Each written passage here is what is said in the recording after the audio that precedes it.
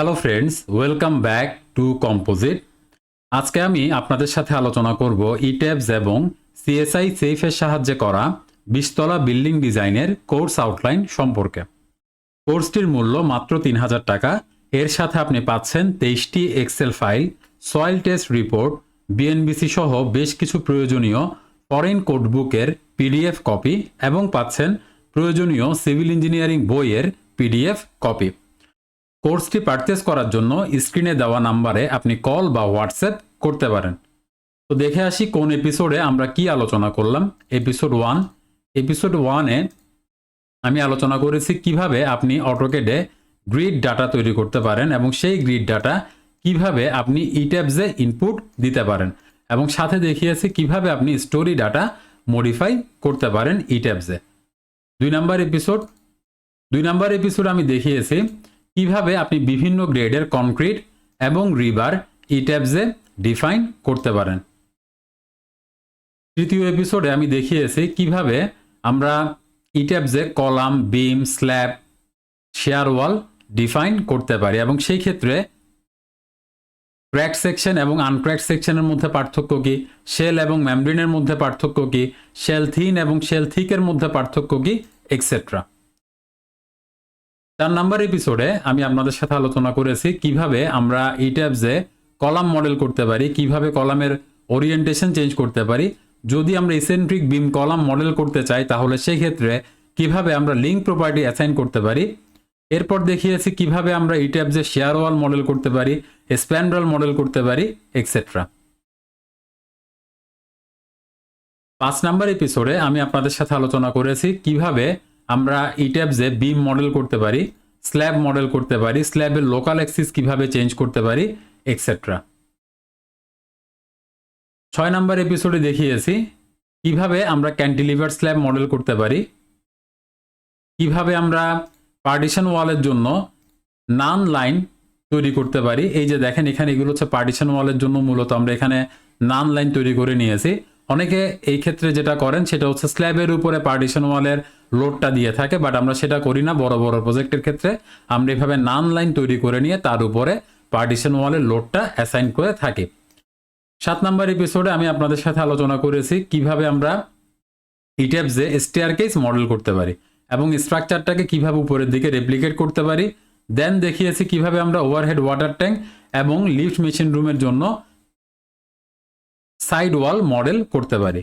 আচ্ছা, 8 নাম্বার এপিসোডে আমি আপনাদের সাথে আলোচনা করেছি কিভাবে আমরা কিছু স্ল্যাব প্যানেল যেখানে আমাদের ডাক্ট আছে সেগুলো কিভাবে আমরা ডিলিট করে দিতে পারি। এরপর দেখিয়েছি কিভাবে আমরা স্টোরি নামগুলা চেঞ্জ করতে পারি, ওকে, এবং সাথে দেখিয়েছি কিভাবে আমরা ইট্যাবসে র্যাম্প মডেল করতে পারি, এই যে স্ক্রিনে দেখতে পাচ্ছেন। 9 নাম্বার এপিসোডে আমি আলোচনা করেছি কিভাবে আমরা আর্থকোয়াকের ডাটা ক্যালকুলেট করতে পারি বিএনবিসি 2020 অনুযায়ী। একদম পেজ ওয়াইজ আমি আলোচনা করেছি কোন পেজে গেলে আপনি কোন ডাটা পাবেন এবং সেই ডাটাগুলো আপনি কিভাবে ইট্যাবসে ইনপুট দিবেন। 10 নাম্বার এপিসোডে আমি দেখিয়েছি কিভাবে আপনি যাবতীয় ডেড লোড এবং লাইভ লোড আপনার স্ট্রাকচারে অ্যাসাইন করতে পারেন সেই প্রসিডিউর। এটার জন্য আমি একটা শর্ট নোট তৈরি করে দিয়েছি আপনাদেরকে, এবং সাথে এটাও দেখিয়েছি বিএনবিসিতে কোন পেজে গেলে আপনি কোন ডাটাটা পাবেন। 11 নম্বর এপিসোডে আমি আপনাদের সাথে আলোচনা করেছি উইন্ড লোড অ্যানালাইসিস প্রসিডিউর, কোন পেজে গেলে কোন ডাটা আপনি পাবেন সেই বিষয়টা তো অবশ্যই থাকছে। একটা এক্সেল ফাইল ইউজ করে আমি আপনাদেরকে দেখিয়েছি কিভাবে আপনি গাস ফ্যাক্টর ক্যালকুলেট করতে পারেন, কিভাবে আপনি উইন্ড ওয়ার্ড কোএফিসিয়েন্ট এবং লিওয়ার্ড কোএফিসিয়েন্ট ক্যালকুলেট করতে পারেন, এক্সেট্রা। 12 নম্বর এপিসোড আমরা মোডাল অ্যানালাইসিস করেছি এবং ইট্যাবসের সাহায্যে টাইম পিরিয়ড ক্যালকুলেট করে আপনাদেরকে দেখিয়েছি। 13 নম্বর এপিসোড রি এন্ট্রেন্ট কর্নার এবং ডায়াফ্রাম ডিসকন্টিনিউটি চেক করেছি আমরা এই এপিসোডে। 14 নম্বর এই এপিসোড আমি দেখিয়েছি কিভাবে আপনি লোড কম্বিনেশন তৈরি করতে পারেন বিএনবিসি 2020 অনুযায়ী। 15 নম্বর এই এপিসোড আমি আপনাদের সাথে আলোচনা করেছি তৈরি করা লোড কম্বিনেশনগুলো কিভাবে আপনি ইট্যাবস ইনপুট দিবেন সেই বিষয়গুলো। অর্থাৎ আমরা এর আগের এপিসোডে লোড কম্বিনেশন ক্রিয়েট করেছি আর এই এপিসোডে আমরা ইট্যাবসে লোড কম্বিনেশনগুলো ডিফাইন করেছি।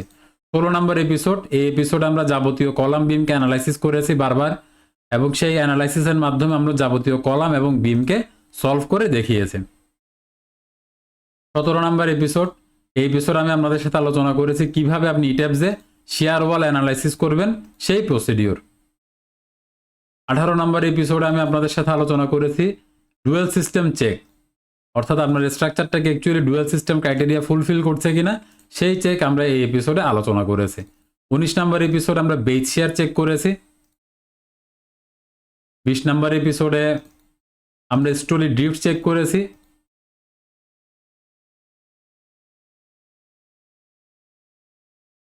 21 নম্বর এপিসোড আমরা টর্শনাল ইরেগুলারিটি চেক করেছি, এবং সেই ক্ষেত্রে টর্শনাল ইরেগুলারিটি থাকলে কিভাবে সমাধান করতে পারি সেই বিষয়টা আমরা আলোচনা করেছি।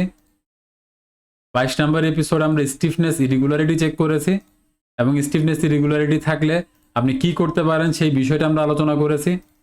23 নম্বর এপিসোডে আমরা পি ডেল্টা চেক করেছি, এবং পি ডেল্টার ইফেক্টটা যদি আপনার স্ট্রাকচারে থাকে আপনি কিভাবে সেটা সলভ করবেন সেই বিষয়টা আলোচনা করেছি। 24 নম্বর এপিসোড আমরা ওভারটার্নিং চেক করেছি, অর্থাৎ উইন্ড বা আর্থকোয়াকের প্রেসারে কোনোভাবে স্ট্রাকচার কি ওভারটার্ন করার সুযোগ আছে কিনা সেই বিষয়টা আমরা চেক করেছি। বাকলিং ফ্যাক্টর চেক করেছি আমরা 25 নম্বর এপিসোডে। 26 নম্বর এপিসোডে আমরা ডাইনামিক অ্যানালাইসিস বা রেসপন্স স্পেকট্রাম অ্যানালাইসিস করেছি। 27 নম্বর এপিসোডে আমরা কলামের ডিটেইলিং করেছি, এবং এই ডিটেইলিং করার সময় আমি কিন্তু আপনাদের সাথে আলোচনা করেছি কিভাবে আপনি স্পেশাল ক্রাইটেরিয়া ফুলফিল করবেন, অর্থাৎ ইট্যাবসের রেজাল্টের পাশাপাশি আপনার স্ট্রাকচারটা যদি সিসমিক ডিজাইন ক্যাটাগরি দিতে হয়, ইট্যাবসের রেজাল্টের পাশাপাশি কিছু এডিশনাল ক্রাইটেরিয়া আমাদেরকে ফুলফিল করতে হয়। সেই এডিশনাল ক্রাইটেরিয়া আপনি ফুলফিল কিভাবে করবেন সেই বিষয়টা আমি এখানে আলোচনা করেছি। বিম ডিটেইলিংয়ের ক্ষেত্রেও সিমিলার বিষয়, বিম ডিটেইলিংয়ের ক্ষেত্রেও আমরা স্পেশাল ক্রাইটেরিয়া ফলো করে বিমের ডিটেইলিং প্রসিডিউর আপনাদের সাথে আলোচনা করেছি। 29 নম্বর এপিসোডে আমরা শেয়ার ওয়ালের ডিজাইন প্রসিডিউর দেখিয়েছি, এবং এখানে বাউন্ডারি এলিমেন্ট কিভাবে আপনি ডিজাইন করবেন, কিভাবে আপনি স্প্যান্ড্রাল বিম ডিজাইন করবেন, সব বিষয় আমরা A to Z আলোচনা করেছি।